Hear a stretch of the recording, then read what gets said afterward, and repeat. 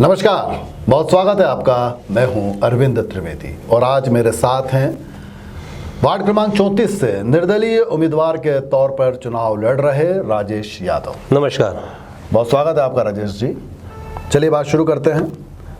पहला सवाल, आप बागी तेवर हमेशा रखते हैं, क्यों रखते हैं?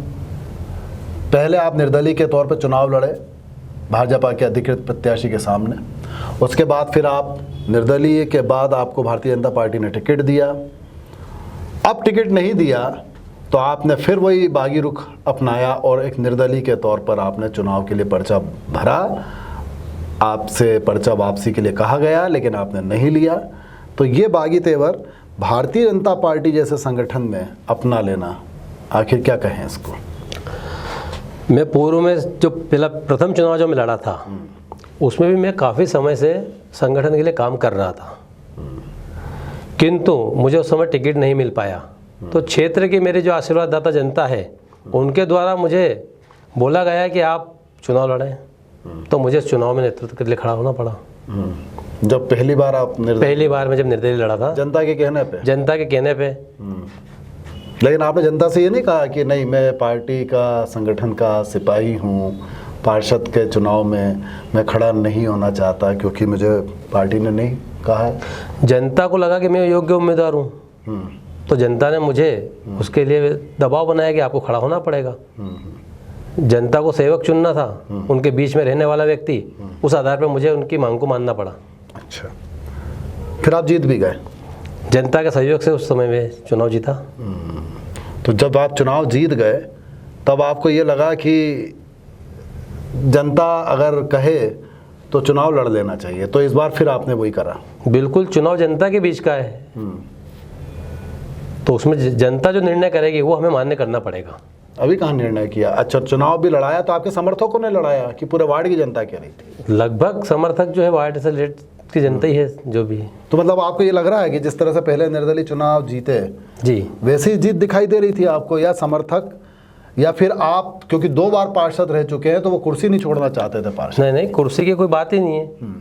जनता द्वारा कुर्सी का चुनाव जनता करती है, नेता को चुनाव नहीं करता कुर्सी का। जनता जो निर्णय करेगी वो हमें मान्य होगा। जनता के बीच में हमने काम करा है, 10 साल हमने लगातार, अगर मेरा पार्षद कार्यकाल में हमने काम करे हैं तो भी जनता की उम्मीद पर कहीं ना कहीं मैं खरा उतरा होऊंगा। तो जनता ने मुझे वापस, अगर पार्टी से मुझे टिकट नहीं मिला तो भी जनता ने मुझे उसके लिए बोला कि आपको चुनाव लड़ना पड़ेगा। तो फिर मैं वापस मैदान वार्ड में क्या कौन कौन से क्षेत्र आते हैं जहाँ जाके जनता कह रही थी आपसे? वार्ड में मेरे सबसे पहले आप कवली मोहल्ला, नाथ मोहल्ला, भवानी सागर, कृष्णपुरा, कवि कालिदास मार्ग, तुकोगंज रोड, शालिनी रोड का कुछ भाग है, एबी रोड, मतलब वो पुराना क्षेत्र है, शीतला माता रोड, मतलब शहर का पुराना जो कहते हैं अपन पुराना देवास। चलिए, आपने तो अब निर्दलीय के तौर पर जब लड़ने का फैसला कर ही लिया है तो उससे आगे अपन बात बढ़ाएं तो, क्योंकि मोहल्लों में अक्सर भावनाओं का प्रकटीकरण बहुत जल्दी होता है और आपके मामले में ऐसा हो गया कि पुतला ही फूंक दिया आपने। तो नहीं, पुतला फूंकने का मुझे कोई जानकारी भी नहीं जिस समय पुतला फूंका। ऐसा कैसे हो सकता है? मोहल्ला है, पुतला फूंका जा रहा है भोपाल चौराहे पे या उसके आसपास। अगर क्षेत्र के समर्थक या रहवासियों ने उस चीज़ को, घटना को करा होगा, मुझे भी सोशल मीडिया के माध्यम से बाद में मालूम पड़ा। मुझे उसकी कोई जानकारी नहीं थी। मैं तो, मेरा टिकट जब नहीं हुआ तो मैं तो अपील समिति तक इंतजार करने के मूड में था कि मैं अपील समिति तक जाऊंगा मेरे टिकट के। उसके पहले ही पुतला, उसके पहले ही अगर ये घटना घटी है तो मैंने उससे बाद में, जब घटना के बाद मैंने सबको उस चीज़ के लिए डाटा, जिन लोगों को छोटे जो थे उनको डाटा भी सही मैंने कि ये घटना, इस प्रकार की घटना हमें नहीं करना चाहिए। भैया, हमें जनता के बीच में चुनाव लड़ना है, आप जो निर्णय करोगे उसके लिए मैं खड़ा हूँ, पर यह घटना जो थी निंदनीय थी। यदि जनता आपसे कहे कि आपको वोट क्यों देना चाहिए राजेश यादव जी, तो फिर आप कौन कौन सी बातें कहेंगे? क्योंकि कई ऐसे भी होंगे जो आप पे नाराज होंगे, जो कमिटेड वोटर्स हैं बीजेपी के वोटर हैं। बीजेपी में भी मेरे रहते हुए उन लोगों ने मेरा काम देखा है। निर्दलीय के टाइम में उन्होंने मेरा काम देखा। जब निर्दलीय चुनाव लड़ने के बाद मैं उनके आशीर्वाद से जीत कर आया, तभी पार्टी ने मुझे टिकट पे भी चुनाव लड़ाया। 2 कार्यकाल मेरे ऐसे रहे कि वार्ड में जो विकास की गति देखी गई है, उस आधार पे ही मैं वापस जनता के बीच में, जनता के कहने पर ही इस वार्ड में उनकी सेवा के लिए वापस खड़ा हुआ हूँ। अच्छा। आप मेरे को ये बताएं कि निर्दलीय के तौर पर यदि कोई व्यक्ति जीत के आया, आपकी बीजेपी के टिकट पे, अपनी पार्टी के टिकट पे जीत के आया, उसके बाद फिर निर्दलीय खड़ा हो रहा है, तो जो आपके प्रतिद्वंदी हैं वो भारतीय जनता पार्टी ने उनको टिकट दिया है निश्चित तौर पर जी। तो अब भारतीय जनता पार्टी के तो जो समर्थक वर्ग है वो तो दो भागों में बंट गया ना, वो तो असमंजस में चला गया ना। फिर पार्टी कहीं ना कहीं नुकसान तो हो रहा है ना। मैं जिस समय निर्दलीय चुनाव लड़ा था, मैं चुनाव जीत कर आया था उस समय जनता के आशीर्वाद से।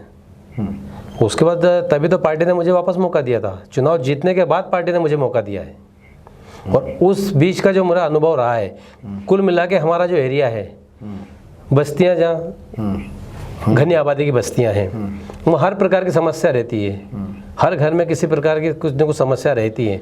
वहाँ पब्लिक उस व्यक्ति का चयन चाहती है कि जो पब्लिक के बीच में लगातार 24 घंटे बना रहे। अच्छा, ये जो क्षेत्र है इसके अंदर गरीब बस्ती भी बहुत है। लगभग जो क्षेत्र है हमारा गौली मोहल्ला, नाथ मोहल्ला, भवानी सागर, ये बस्तियाँ ऐसी है कि जहाँ रोज़मर्रा के जीवन यापन वाले हमारे व्यक्ति रहते हैं। अच्छा, तो उनको किस तरह की समस्या आपने सॉल्व की है उनकी? उनको सभी प्रकार की समस्या आती है। राशन कार्ड की ले लो आप, मजदूर डायरे की ले लें, पेंशन की ले लें अपन, हॉस्पिटल संबंधित समस्या हो गई, संबल कार्ड हो गए, बच्चों के एडमिशन संबंधी, जनरल मतलब जनरल में अपन देखा जाए तो हर प्रकार की समस्या लगातार बनी रहती है। और वो उम्मीद सिर्फ मात्र अपने बीच में जो जनता के बीच में रहता है उस व्यक्ति से करती है पब्लिक। तो उसके लिए लगातार जो मेरा कार्य का 10 साल का अनुभव रहा, मैं उस बीच में उनके बीच में बना रहा। तो पब्लिक यही चाहेगी कि जो अनुभव जिस व्यक्ति के पास आज अनुभव है, जो प्रशासनिक व्यक्तियों से बात कर सकता है, अपने क्षेत्र की जनता के लिए कहीं भी किसी विभाग में जाकर बात कर सकता है। पब्लिक में बात करना अलग चीज़ है, समस्या का समाधान कराएंगे ना, और ज्ञान होना अलग बात है। देखिए, कोई एक टेक्निकल प्रॉब्लम आ रही है, किसी को कहना चाहिए इस तरह की समस्या आ रही है जिसके अंदर कुछ बिंदु स्पष्ट नहीं हो पा रहे हों, प्रशासनिक बिंदु जो है उसको समझा नहीं जा पा रहा हो, ऐसे यदि कोई ज्ञान अर्जन अगर आपने किया हो तो कहीं जाके इस तरह की समस्या मैं इस मामले में आपका रिकॉर्ड क्या रहा? मैं इस मामले में आपको भी चैलेंज देता हूँ इस चीज़ में कि नगर निगम संबंधी, क्यों दे रहा हूं भाई? मतलब नगर निगम संबंधित जो भी अगर समस्या पब्लिक की रही हैं, वो आप कहीं भी किसी मामले में टेक्निकल तौर पे भी अगर कोई मुझसे पूछना चाहेगा तो मैं उसके लिए तैयार हूँ। फॉर्म भरने की इससे शुरुआत होती है। सबसे पहले शुरुआत किसी भी व्यक्ति की जो भी अपने कि उसका फार्म कैसे भरा जाएगा, शुरुआत वहीं से होती है। तो वो फार्म मैं स्वयं भी भर सकता हूँ। लाडली लक्ष्मी योजना की बात आती है, विधवा पेंशन की बात आती है, ये इस तरह के एरिया हैं जो गरीब वर्ग के लोग इसमें निवास करते हैं। और संबल योजना जैसी बातें आपने कही, ये दिलाना, ये इस तरह का मामला है जो कि बड़ा भावनात्मक होता है जी। तो लोग अगर काम हो गया तो ठीक है, और नहीं हुआ तो फिर नाराज़गी भी उतनी होती है। तो ये नाराज़गी भी तो वार्ड में होगी ना? नहीं, लगभग इस प्रकार की कोई नाराज़गी वार्ड में नहीं है। आप भी अगर सर्वे कराएंगे, जिस समय अगर आप सर्वे करता है चैनल के माध्यम से अगर आप सर्वे कराएंगे तो आप उस चीज़ को स्पष्ट देख पाएंगे। अच्छा। और हमने उन समस्याओं का समाधान जिस विभाग के माध्यम से होना थे स्वयं जाके कराए उस। अच्छा, तो ये आप मानते हैं कि इस कारण से पब्लिक कह रही है कि राजेश यादव जी की नगर निगम में अच्छी खासी धाक है, या धाक नहीं, या फिर उनकी अच्छी खासी पकड़ है, इसलिए हमको उनको अनुभव का मामला रहता है, धाक की बात रहती नहीं। जनता के सेवा के हम धाक वाली तो बात है ही नहीं। विकास की बात करते हैं, मतलब यहाँ पर व्यक्तिगत चीज़ें तो है, तो क्या विकास कहीं पीछे छूट जाता है क्या? नहीं, विकास के साथ ही चुनाव, साफ सफाई की व्यवस्था भी है, कुछ इस तरह के एरिया जुड़े हुए हैं जहाँ पर कहना चाहिए कि कुछ ऐसी समस्याएं भी हैं जो लोगों को स्वच्छता के मामले में काफ़ी नीचे ले जाती हैं, है ना? लोगों में जागरण भी बहुत ज़रूरी है स्वच्छता को लेके, तो इसके लिए क्या काम किया है आपने? नहीं, लगातार प्रयास है स्वच्छता के लिए, जो नगर निगम से माध्यम से लगातार प्रयास होते रहे हैं। हम खुद भी स्वच्छता में जो क्षेत्र में पूरी टीम रहती थी, वार्ड दरोगा से लेकर कर्मचारियों के साथ में हमने भी सफाई में अपना योगदान रहा है, उनका क्षेत्र की जनता ने भी योगदान दिया है, उसमें जन जागरण लगातार जारी रहा है। अच्छा। और विकास कार्यों की बात करें तो विकास के साथ ही हम इस चुनाव मैदान में वापस जनता की, तो विकास के ऐसे कौन से कार्य? सड़कों को लेके तो चलिए सब जगह जगह सड़कें बन गई हैं, बिजली, पानी, सड़क, drainage system, backless sewerage system, तो आपको अभी और कौन सी ऐसी समस्याएं नज़र आती हैं जिस पे आपको काम करना होगा यदि जनता ने आशीर्वाद दिया तो? लगभग काम जो मेरा 10 साल का कार्यकाल रहा उसमें जनता के जो क्षेत्र के जो भी कार्य थे जहाँ तक है लगभग कार्य पूर्ण हो चुके हैं। कुछ समस्याएं जैसे सीवरेज संबंधी अगर रहेंगी आने वाले समय में वो मैं पूर्ण करूँगा अपनी। दूसरी जो मूलभूत सुविधाएं व्यक्तिगत रहती है सभी की, जैसे मैं आपने बताया कि अपनी बस्तियां हैं बड़ी घनी आबादी वाली मतलब पुराने शहर का, तो जनरल पेंशनों की व्यवस्था हुई, हॉस्पिटल संबंधी व्यवस्था हुई, नगर निगम आयुष्मान कार्ड, मतलब एक ही विभाग नहीं है, नगर निगम संबंधी गरीब कल्याण की जितनी योजना है वो भी एक विभाग से संबंधित नहीं है। नगर निगम से संबंधित सारे विभाग नहीं आते हैं, अन्य विभागों से भी संबंधित समस्याओं का निदान उसकी भी उम्मीद पार्षद से रखी जाती है और पार्षद करेगा भी सही। ये मेरा वादा है कि मैं उस चीज़ को भी करवाऊंगा।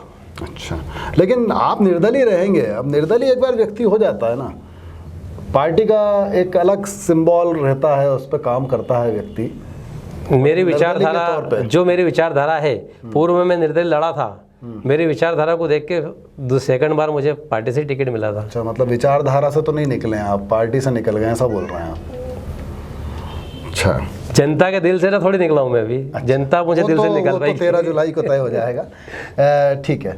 अच्छा, अब आप मेरे को ये बताएं कि ये जो वार्ड क्रमांक 34 है इसके अंदर विकास को लेकर मैंने फिर से आपसे एक बात कह रहा हूँ कि वहाँ पर जो बैकलेंस हैं जी, गलियां जिसे कहते हैं, उसके सीवरेज सिस्टम्स को लेके बड़ी समस्या है, क्योंकि पुराना मोहल्ला है तो पीछे गलियां होती हैं जी।